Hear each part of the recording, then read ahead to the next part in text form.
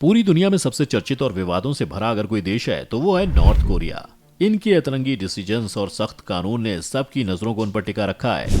लेकिन इन सभी बातों में असली वजह है किम जोंग। इनकी डिक्टेटरशिप के चलते नॉर्थ कोरिया को एक बहुत ताकतवर देश की तरह देखा जाता है। पर क्या आपने सोचा है कि अगर आने वाले समय में कुछ हो जाता है तो इनकी जगह कौन लेगा?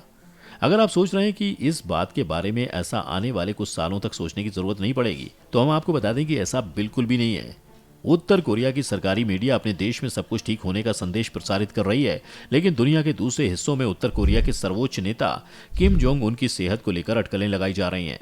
उनके गंभीर रूप से बीमार होने के साथ उनकी मौत को लेकर भी अफवाहों ने माहौल गर्म कर दिया है। उनके स्वास्थ्य को लेकर सवालों का ये दौर 15 अप्रैल के बाद शुरू हुआ था, क्योंकि किम इस दिन अपने दादाजी और उत्तर कोरिया के संस्थापक किम इल सुंग के जन्मदिवस समारोह में शामिल नहीं हुए थे। दक्षिण कोरिया और अमेरिकी सरकारों का ये कहना था कि उत्तर कोरिया में ऐसी कोई असामान्य गतिविधि नहीं देखी गई जिससे ये अंदाजा लगाया जा सके कि किम जोंग उन गंभीर रूप से बीमार हैं या उनकी मौत हो चुकी है। लेकिन जब तक इस पहलू पर उत्तर कोरिया की सरकारी नियंत्रण वाली मीडिया कोई घोषणा नहीं करती, तब तक किम जोंग उन को लेकर अफवाहों का दौर जारी रहेगा।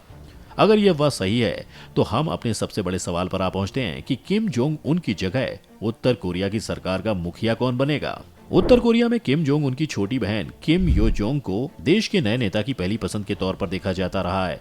इससे पहले कि हम आपको इनके बारे में बताएं, आप ये भी जान लीजिए कि इन्हें किम जोंग से भी ज्यादा खतरनाक समझा जाता है। 31 साल की किम यो जोंग की पढ़ाई लिखाई अपने भाई की तरह पश्चिमी देश स्विट्जरलैंड में हुई थी। वो पोलित ब्यूरो के सदस्य हैं और देश की सबसे महत्वपूर्ण प्रचार एवं आंदोलन विभाग की असिस्टेंट डायरेक्टर भी हैं।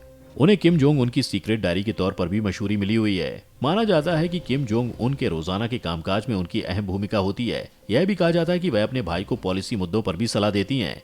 किम यो जोंग उस कथित माउंटबैटन ब्लड लाइन की भी सदस्य हैं, जिसे किम इन सुंग के सीधे वंशज के तौर पर देखा जाता है और जिनकी उत्तर कोरिया की राजनीति में अहम भूमिका है। लेकिन इन सभी बातों के साथ ये भी माना जाता है कि वो हर बात में जल्दबाजी दिखाती हैं, जिसके चलते उनसे गलतियां होने की आशंका ज्यादा होती है। आपको शायद याद होगा कि किम जोंग उन और डोनाल्ड ट्रंप की हनोई में हुई मुलाकात के वक्त छिपकर झांकती हुई उनकी तस्वीर के चलते किम जोंग उनकी किल भी हुई थी। वैसे किम यो जोंग कोई पहली बार इस तरह का व्यवहार नहीं कर रही थी। लेकिन इन सभी बातों के बीच एक सवाल हम सभी के सामने उठकर खड़ा होता है कि क्या उत्तर कोरिया महिला नेतृत्व के लिए तैयार है? उत्तर कोरिया की राजनीतिक और सामाजिक सेटअप में महिलाओं की अहम भूमिका है, लेकिन ताकतवर जगहों पर उनकी मौजूदगी बेहद कम है। ऐसे में क्या किम परिवार की सदस्य होने के चलते वो पैट्रियार्कल समाज की चुनौती से पार जा पाएंगी? आप इस बारे में क्या सोचते हैं? हमें कमेंट सेक्शन में जरूर बताएं। अब आते हैं उस दूसरे सदस्य पर जो इस गद्दी पर बैठ सकता है, और वो है किम जोंग उनके बड़े भाई किम जोंग चोल। उनके पिता ने उन्हें ही उत्तर कोरिया के भविष्य के नेता के तौर पर प्रमोट किया था, लेकिन बाद में किम जोंग चोल ने सेना और राजनीति को लेकर कोई उत्साह नहीं दिखाया, तो किम जोंग उनको उनकी जगह दी गई। किम जोंग चोल भी सार्वजनिक तौर पर दिखाई नहीं देते। अगर उनकी आखिरी पब्लिक अपीयरेंस को याद किया जाए तो उन्हें 2015 में लंदन में देखा गया था, जब वे अपने आदर्श गिटारिस्ट एरिक कैपल्टन के रॉयल अल्बर्ट हॉल में आयोजित कंसर्ट में नजर आए थे।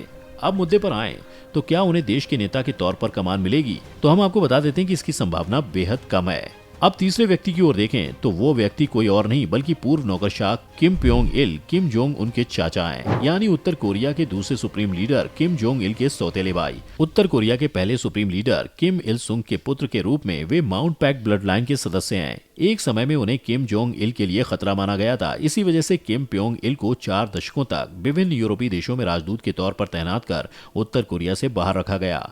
किम प्योंग इल 65 साल की उम्र में रिटायर होने के बाद बीते साल प्योंगयांग लौट आए हैं। उनके नेतृत्व संभालने पर देश को सुरक्षित हाथों में माना जा सकता है। इसी वजह से उन्हें एक आइडियल कैंडिडेट भी माना जाता है। अब चौथे हकदार की बात करें तो सीओ वाइस मार्शल चोय रेयोंग हैं। ये किम जोंग उनके दाहिने हाथ माने जाते हैं, और इतना ही नहीं, ये उत्तर कोरियाई संसद सुप्रीम पीपल्स असेंबली के प्रेसिडेंट भी हैं। 70 साल के चोय रेयोंग को देश में सबसे शक्तिशाली शख्स के तौर पर देखा जाता है।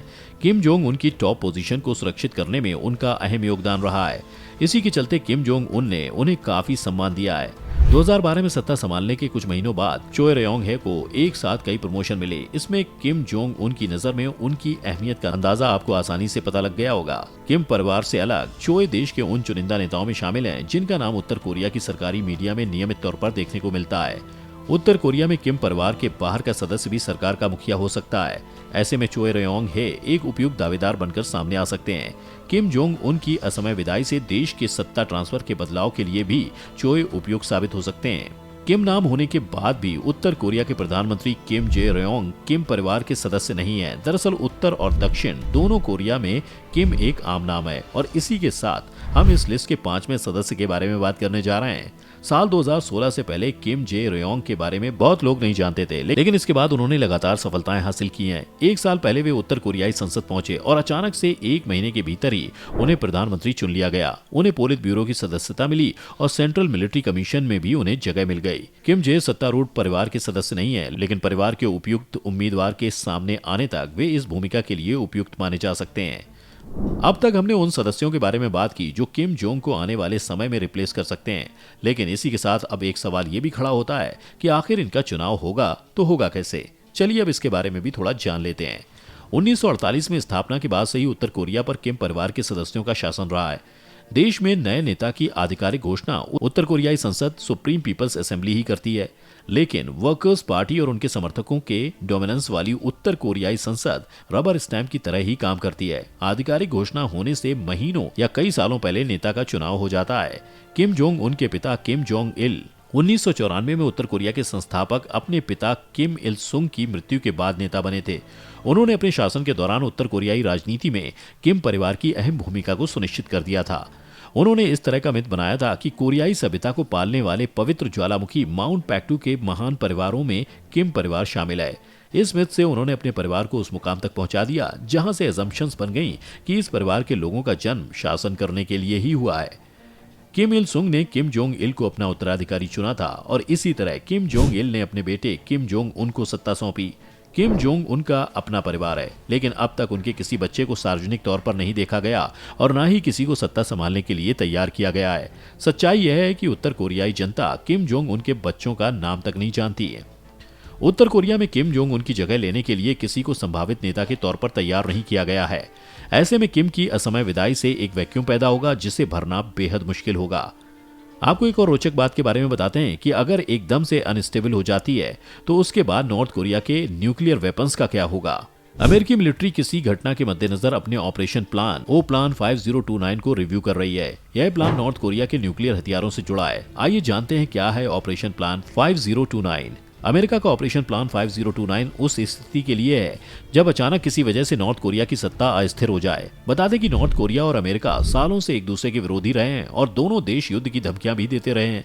हालांकि नॉर्थ कोरिया के शासक किम जोंग उन और एक समय पर अमेरिका के राष्ट्रपति रह चुके डोनाल्ड ट्रंप की मुलाकात के बाद स्थिति कुछ हद तक बदली थी। बीते साल किम जोंग उन और डोनाल्ड ट्रंप की बातों में भी अमेरिका का फोकस नॉर्थ कोरिया को परमाणु डिसआर्मामेंट के लिए तैयार करना था। इससे पहले परमाणु हथियारों के परीक्षण की वजह से अमेरिका ने नॉर्थ कोरिया पर तमाम तरह के प्रतिबंध लगा दिए थे।